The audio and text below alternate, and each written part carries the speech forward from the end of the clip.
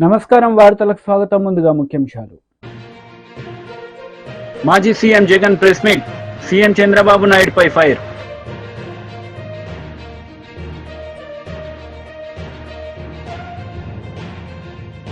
కాంగ్రెస్ నేతలు press meet, పలు అంశాలపై వివరణ. మాజీ సీఎం జగన్మోహన్ రెడ్డి మీడియా సమావేశం నిర్వహించారు. ఈ సందర్భంగా చంద్రబాబు నాయుడుపై ఆయన మండిపడ్డారు. అంబులెన్స్లు అప్పటికే ముమ్మరంగా మోహరించేసాయి. గవర్నమెంట్ అంబులెన్స్ అన్నీ కూడా తీసుకొచ్చాయి. ప్రతి బాధితునికి కూడా తోడుగా ఉండే కార్యక్రమం జరిగింది.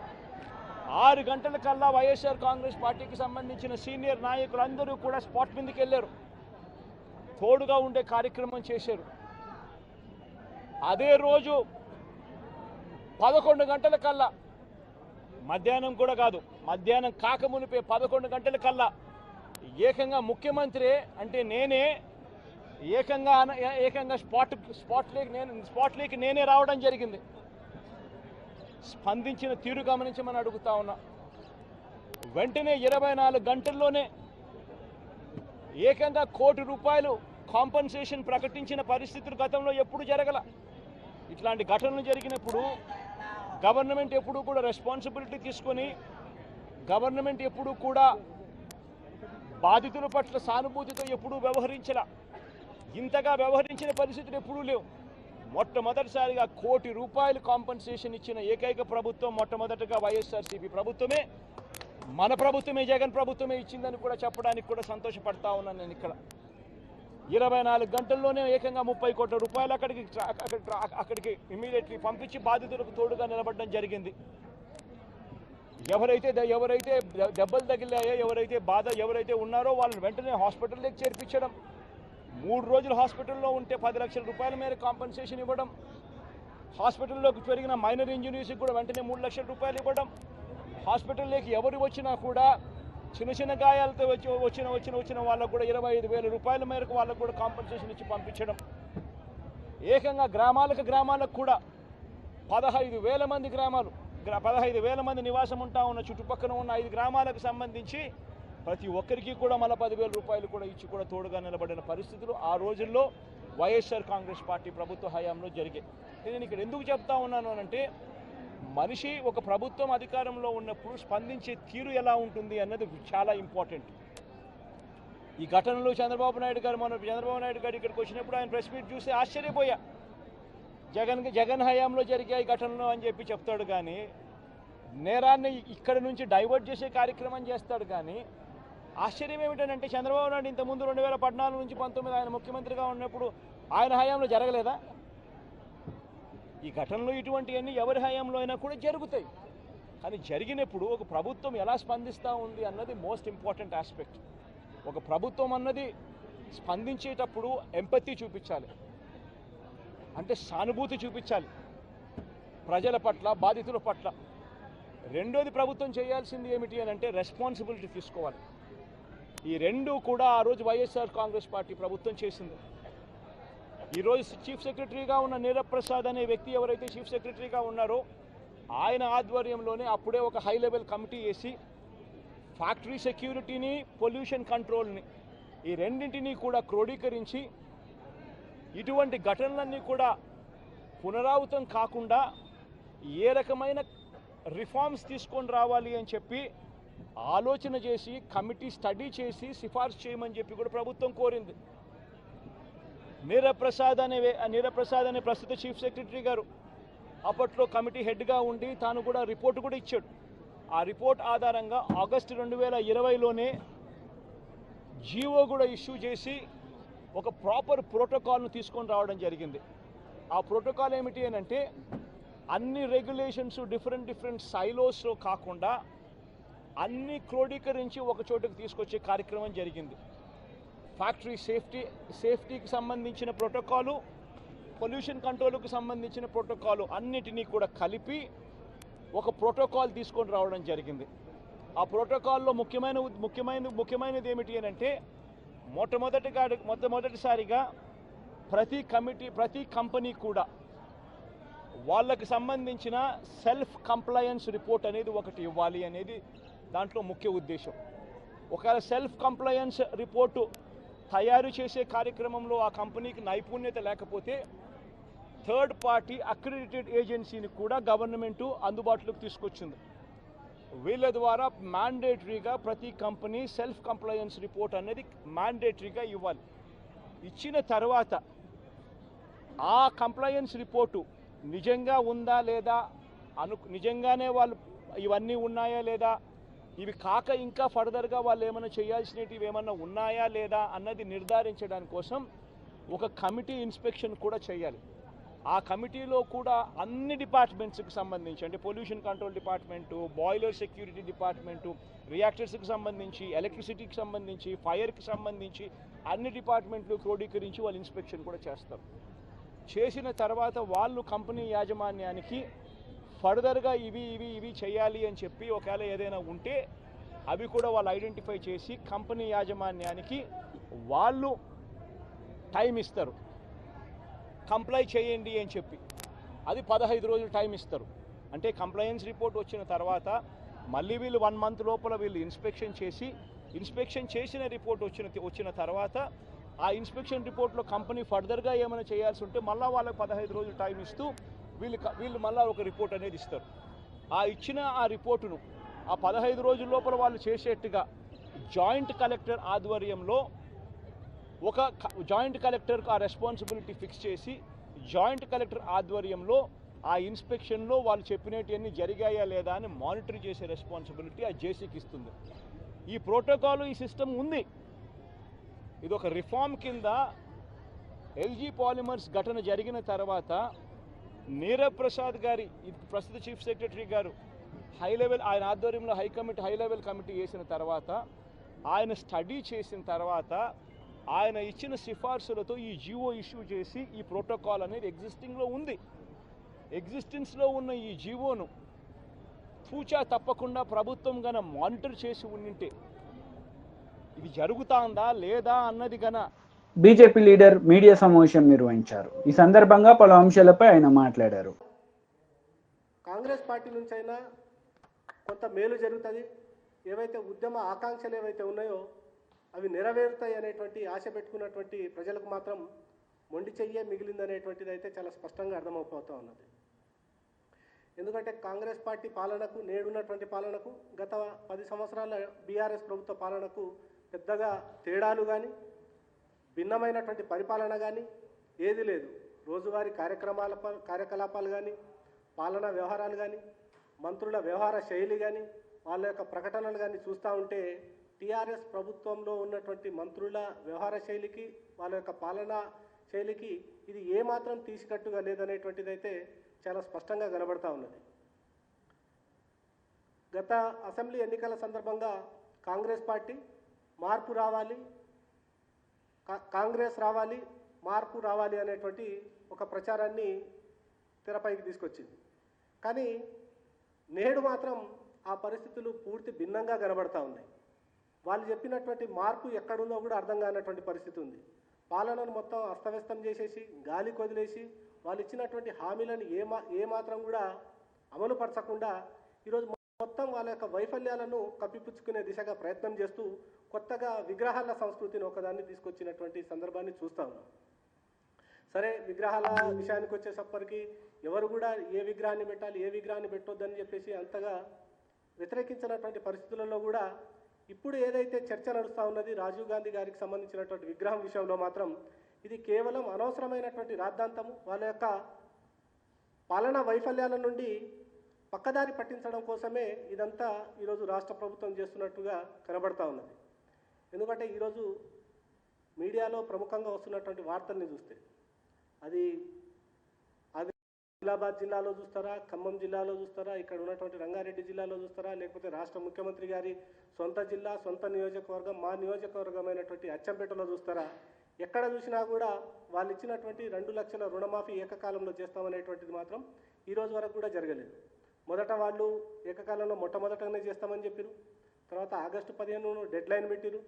దానికి కానీ నమ్మించడం కోసం మొన్నటి పార్లమెంట్ ఎన్నికల్లో నమ్మించడం కోసం ఎక్కడికి వెళ్తే అక్కడ మీరు ఏ దేవాలయం ఏ కాన్స్టిట్యున్సీకి వెళ్తే అక్కడ ఉన్నటువంటి ఆ జిల్లాలో ఉన్న బీఆర్ఎస్ లీడర్ మీడియా సమావేశం నిర్వహించారు. ఈ సందర్భంగా పలు అంశాలపై ఆయన మాట్లాడారు. విషయంలో ఈ ప్రభుత్వం ఏదైతే కాంగ్రెస్ పార్టీ ఏదైతే రైతుల్ని మోసం చేసిందో దానికి నిరసనగా రైతులు రోడ్ల మీదకి వస్తున్న సందర్భంలో రైతులపైన కూడా కేసులు పెట్టి భయపెట్టించే ప్రయత్నం చేస్తున్నప్పుడు రైతులకు మద్దతుగా ప్రతిపక్ష పార్టీగా మన బాధ్యత, మనం రైతుల వెంట నిలవాలి, రైతులు ప్రజలు మనకు ఆ బాధ్యతను ఇచ్చిండ్రు ప్రధాన ప్రతిపక్షంగా అని చెప్పి కేసీఆర్ గారు ఇచ్చిన పిలుపు మేరకు నిన్న రాష్ట్రమంతటా కూడా శాంతియుతమైన పద్ధతుల్లో ధర్నా కార్యక్రమాలు నడుస్తున్న సందర్భంలో మరి సూర్యాపేట జిల్లా తిరుమలగిరిలో అక్కడ తుంగతుర్తి మాజీ శాసనసభ్యుడు కిషోర్ గారి నేతృత్వంలో శాంతియుతమైన పద్ధతిలో రోడ్డు పక్కన టెంట్ వేసుకొని ధర్నా చేస్తూ ఉంటే పోలీసులు కాంగ్రెస్ పార్టీకి సంబంధించిన కొద్దిమంది గుండాలు కలిసి దాడి చేసి టెంటును కూలగొట్టి కార్యకర్తల మీద దాడి చేసి రాళ్లతోని కోడిగుడ్లతోని శృతిని బాంబులతోని చేసిన ఆ దుర్మార్గం, దాంట్లో పోలీసులు కూడా భాగస్వాములై టెంటును కూలగొడుతున్న విషయం వీడియోలలో స్పష్టంగా కనిపించింది. మరి ఇటువంటి పరిస్థితులలో అనేక చోట్ల ఇవే దాడులు జరుగుతున్నాయి, జర్నలిస్టుల మీద కూడా జరుగుతున్నాయి. దీనికి సంబంధించి రాష్ట్రంలో శాంతి భద్రతలు చెడిపోవడానికి కారణం కాంగ్రెస్ పార్టీ ప్రభుత్వం. ఈ విషయంలో డీజీపీ గారికి విషయాన్ని వివరించి తగిన చర్యలు తీసుకోవాలని చెప్పి మా గౌరవ బీఆర్ఎస్ పార్టీ వర్కింగ్ ప్రెసిడెంట్ గారు కేటీఆర్ గారి మాజీ మంత్రి కేటీఆర్ మీడియా సమావేశం నిర్వహించారు. ఈ సందర్భంగా పలు అంశాలపై ఆయన మాట్లాడారు. కొట్టి హింసాయుత వాతావరణాన్ని కల్పించే ప్రయత్నం చేసినారు. మా వాళ్ళు నిజానికి కనుక తిరగబడితే నిన్న 50 మంది కాంగ్రెస్ మూకలో కాంగ్రెస్ గూండాలలో ఒక్కడు కూడా మిగిలేటోడు కాదు. కానీ హింస ప్రజాస్వామ్యంలో హింస సమాధానం కాదు కాబట్టే మా వాళ్ళు గమ్మున ఉన్నారు. నిన్న దుర్మార్గం ఏంటంటే పోలీసు వాళ్ళు స్వయంగా స్థానిక పోలీసులు ఆ నిరసన శిబిరం యొక్క టెంట్లు కూడా వాళ్ళు కూల్చేసి ఆ గూండాలకు వత్తాసు పలకడం ఏదైతే ఉందో ఇది రాష్ట్రంలో నడుస్తున్న రేవంత్ రెడ్డి అనే ఒక పిరికి పంద పరిపాలనకు ఇది సంకేతంగా నిదర్శనంగా మేము అనుకుంటా ఉన్నాం. ఎందుకంటే ప్రజల్లోకి పోయి రైతులకు సమాధానం చెప్పే దమ్ము లేని దద్దమ్మ ఈ ముఖ్యమంత్రి. మేము అడిగినాం, చేతనైతే రా, ఏ ఊరికి పోతావో రా, ఏ మండలానికి పోతావో పోదాం, నీ కాన్స్టిట్యున్సీ కొడంగల్ పోదామా లేదా నీ సొంత ఊరు నువ్వు పుట్టిన ఊరు కొండారెడ్డిపల్లె పోదామా, వస్తావా అని అడిగినాం. ఎక్కడికి రాలేదు. కానీ ఢిల్లీకి పోయినాడు 20వ సిగ్గు లేకుండా ఢిల్లీకి తొత్తుగా ఢిల్లీకి గులాముగా ఇలా ఈ ముఖ్యమంత్రి గారు గల్లీలో తిరిగి ప్రజలు అవస్థల్లో ఉంటే క్షేత్రంలో తిరగాల్సిన ముఖ్యమంత్రి మంత్రులు ఇవాళ అడ్డగోలుగా ఈ రకంగా పోలీసులను అడ్డం పెట్టుకొని ఈ రకంగా కిరాయి గూండాలను అడ్డం పెట్టుకొని ప్రజలను భయభ్రాంతులకు గురి చేసి గొంతు నొక్కాలనే ప్రయత్నం చేస్తూ ఉన్నారు. నిన్నటికి నిన్న ముఖ్యమంత్రి గారి సొంత ఊరు కొండారెడ్డిపల్లెలో 2 మహిళా జర్నలిస్టులు ఏమడిగినారు? పోయి వాళ్ళు ముఖ్యమంత్రిని బూతులు తిట్టినరా, ముఖ్యమంత్రి లాగులో తొండలిసి పెడతామని చెప్పినరా, ముఖ్యమంత్రిని చెట్టు కట్టేసి కొడతామన్నారా, ముఖ్యమంత్రి గుడ్లు వీకి గోటీలాడతామన్నారా? ఏమన్నారు? ఏం తప్పుడు మాటలు మాట్లాడినారు? వాళ్ళు పోయి కేవలం ముఖ్యమంత్రి సొంత ఊళ్ళో రుణమాఫీ అయిందా లేదా అని రైతులను అడుగుతుంటే అక్కడ కాంగ్రెస్ చిల్లరగాళ్లు, కాంగ్రెస్ కిరాయి గూండాలు 2 మహిళా జర్నలిస్టుల మీద దాడి చేయడమే కాకుండా వారిని కొండారెడ్డిపల్లె నుండి అచ్చంపేట నియోజకవర్గం నుండి కల్వకుర్తి నియోజకవర్గం వెల్దండ పోలీస్ స్టేషన్ దాకా వాళ్లను కార్లేసుకొని సినిమాల్లో చూపెట్టినట్టు వాళ్ళను వెంబడించి బెదిరించి వాళ్ళ మీద పడి రక్కినంత పనిచేసి నికృష్టంగా ఈ ముఖ్యమంత్రి నికృష్ట మనస్తత్వానికి ఒక నిదర్శనంగా కాంగ్రెస్ నాయకులు కాంగ్రెస్ కార్యకర్తల తీరు ఉందని చెప్పక తప్పడం లేదు. ఇవాళ నేను అడుగుతా ఉన్నా, ఏం తప్పు చేసినారా 2 ఆడబిడ్డలు? వాళ్ళిద్దరికీ ఇవాళ ముఖ్యమంత్రి గారికి క్షమాపణ చెప్పాలా? నీ సొంత ఊర్లో నీ సొంత ఇంటి ముందు 2 తెలంగాణ ఆడబిడ్డల్ని, విజయారెడ్డిని ఆవుల సరితా యాదవ్ని, 2ని అవమానించింది నీ పార్టీ. ఎందుకు అవమానించింది? ఒకే ఒక కారణం, నీ బండారం బయట పెడుతున్నందుకు, నీ రుణమాఫీ జరగలేదు అనే వాస్తవాన్ని ప్రజల్లోకి తీసుకుపోతున్నందుకు ఇవాళ వాళ్ళ మీద ఈ రకంగా దాడి చేయడమే కాకుండా మళ్ళీ నిన్నటి నుంచి నికృష్టమైన రోత పుట్టించే వార్తలతో సోషల్ మీడియాలో కూడా నికృష్టమైన మాటలు మాట్లాడుతూ ఉన్నారు కాంగ్రెస్ నాయకులు. నేను ముఖ్యమంత్రిని అడుగుతా ఉన్నా, దమ్ముంటే నీ భాషలో చెప్పాలంటే మగాడివైతే ఊళ్ళల్లోకి రా, సెక్యూరిటీ లేకుండా రా, పోలీస్ బలగాలను అడ్డం పెట్టుకొని కాదు, బ్యాంక్ అధికారులను అడ్డం పెట్టుకొని కాదు, వ్యవసాయ అధికారులను అడ్డం పెట్టుకొని కాదు, మేము కూడా వస్తాం, నువ్వు కూడా రా. ఏ ఊరికి పోతావో పోదాం. ఎక్కడ కూడా చారాన రుణమాఫీ కాలే, ఎక్కడ కూడా రుణమాఫీ అనేది పూర్తి కాలే. రైతులు ఇవాళ బగబగ మండుతా ఉన్నారు. ఎక్కడన్నా కాంగ్రెస్ వాళ్ళు ఊళ్ళలోకి వస్తే తరిమి కొట్టాలన్న ఆలోచనలో ఉన్నారు. అందుకే ముఖ్యమంత్రికి చెప్పేది, తప్పు పోలీసులది కాదు. పోలీసు వాళ్ళు ఏం చేస్తారు పాపం, ముఖ్యమంత్రి, మంత్రులు, అధికార గణం మీరేం చెప్తే అది చేయక తప్పదు. పోలీసు తప్పు కాదు, తప్పు ముఖ్యమంత్రిది, పరిపాలించే సత్తాలని సన్నాసు రేవంత్ రెడ్డిది అనే మాట నేను విజ్ఞప్తి చేస్తా ఉన్నా. నేను పోలీసులకు కాకపోతే విజ్ఞప్తి చేస్తా ఉన్నా, మీరు కూడా అత్యుత్సాహం ప్రదర్శిస్తే మంచిది కాదు. మా పిల్లలు ఎవరైనా ఒక సోషల్ మీడియాలో రుణమాఫీ జరగలేదు అని పోస్టు పెడితే పోలీసులు కాల్ చేస్తారు. అదేవిధంగా కరెంటు పోయింది అని పోస్టు పెడితే విద్యుత్ శాఖ అధికారులు ఫోన్ చేస్తారు. ఈ రకమైన అత్యుత్సాహం మంచిది కాదు. దయచేసి సంయమనం పాటించండి. అధికారం ఎవడు అబ్బసొత్తు కాదు. ప్రజాస్వామ్యంలో అధికారం మారుతూనే ఉంటది, వ్యవస్థ మాత్రం అట్లే ఉంటది. దయచేసి గౌరవ డీజీపీ గారికి మేము ఏదైతే విజ్ఞప్తి చేశామో. కాంగ్రెస్ నేతలు మీడియా సమావేశం నిర్వహించారు. ఈ సందర్భంగా పలు అంశాలపై వారు మాట్లాడారు. ప్రభుత్వంలో చిత్తశుద్ధితో ప్రభుత్వం వచ్చిన మొదట్లోనే 6 నెలల పూర్తి కాకముందే ఇచ్చిన మాట ప్రకారం 18,000 చేసి మిగతా 12-13,000 చేయటానికి సిద్ధంగా ఉంది. నిన్ననో మొన్ననో ఎక్కడో గత ముఖ్యమంత్రి గారు ఒక ధర్నాలో కూర్చొని మాట్లాడుతున్నారు, ఇంకొక మంత్రి గారు ఒక దేవాలయంలో పోయి మాట్లాడుతున్నారు. ఏం మాట్లాడుతున్నారా అంటే, మాజీ మంత్రివర్యులు మా కేబినెట్ గట్ట శృతి సన్నాయి లేదట. మా కేబినెట్కి ఏముందో మాకు తెలుసు. మా కేబినెట్ ఎంత స్వేచ్ఛమైన వాతావరణంలో ఉందో మాకు తెలుసు. మా కేబినెట్కి ఏ రకమైన పవర్స్ ఉన్నాయో మాకు తెలుసు. మీ సూచనలు ఇచ్చినందుకు థ్యాంక్స్. కానీ మీలాగా అబద్ధాలు చెప్పటం రాదు, మీలాగా గ్లోబల్ ప్రచారం చేయటం రాదు.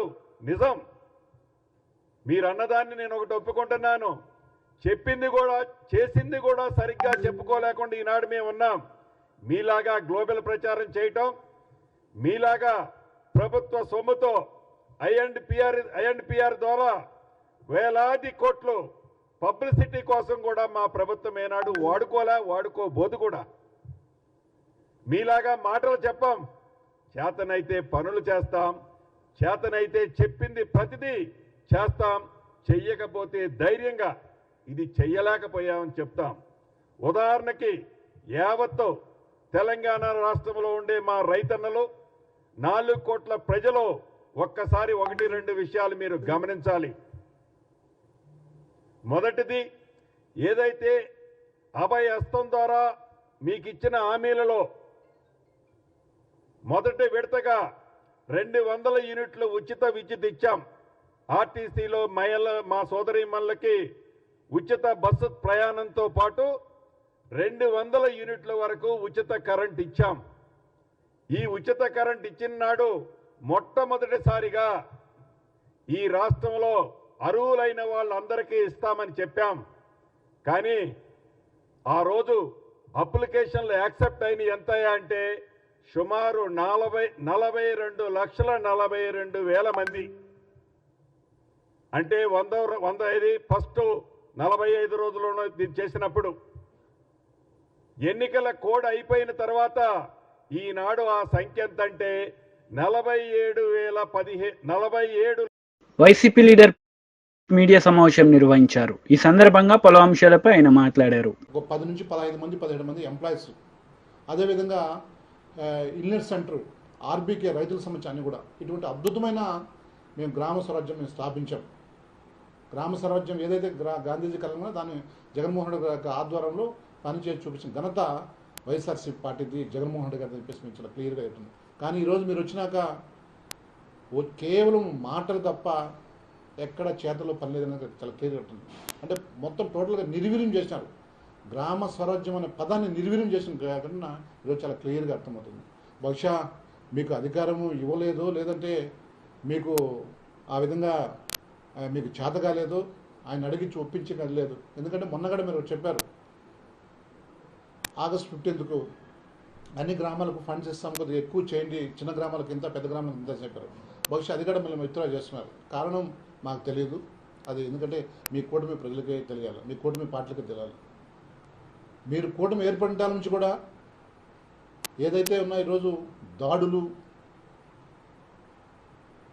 దండయాత్రలు, భూములు లాక్కోవడము, ప్రభుత్వ ఆస్తులు ధ్వంసం చేయడము, మనుషులను టార్గెట్ చేయడం, అంటే టోటల్గా చంద్రబాబు నాయుడు కుమారుడు చంద్రబాబు నాయుడు గారి యొక్క ఏదైతే లోకేష్ ఉన్నదో ఆ యొక్క రెడ్ బుక్ పాలన అదే మీదే వస్తుందంటే, ఎందుకంటే డాక్టర్ బిఆర్ అంబేద్కర్ ఇచ్చిన గొప్ప రాజ్యాంగం ద్వారా ఏదైనా పరిపాలన సాగిస్తా అనుకుంటే, గాంధీజీ గారి కన్నా గ్రామ స్వరాజ్యం ఏదైనా ఇంప్లిమెంటేషన్ జరుగుతుంది అనుకుంటే ఎక్కడే లేదు. వచ్చిన నుంచి కూడా నిన్నే ఒక చర్చిలో కోడళ్ళు దాదాపు 120 సంవత్సరాల ఉన్న చరిత్ర లోదరం చర్చిలో ఈ కూటమి వాళ్ళు వచ్చి మొత్తం టోటల్గా రాత్రుల్లో ఆడవాళ్ళు మగవాళ్ళని లేకుండా ఆడవాళ్ళ పైన పడి యుద్ధం చేసి మొత్తం జేసీబీతో పలగొట్టిన ఘటన చూసాం.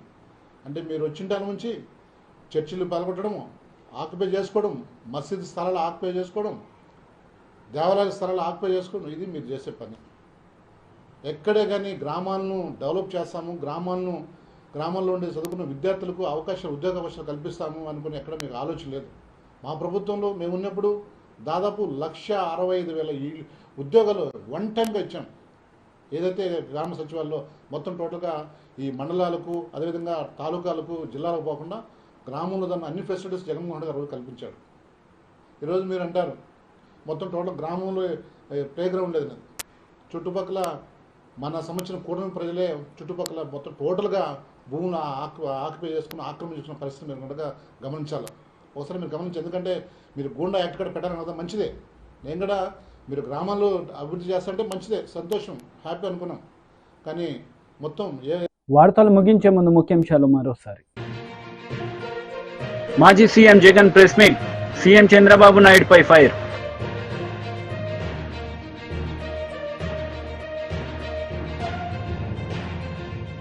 కాంగ్రెస్ నేతలు ప్రెస్ మీట్, పలు అంశాలపై వివరణ. ఈ వార్తలు ఇంతటితో సమాప్తం. తిరిగి ప్రసారమయ్యే వార్తల్లో మళ్ళీ కలుద్దాం. అంతవరకు సెలవు, నమస్తే.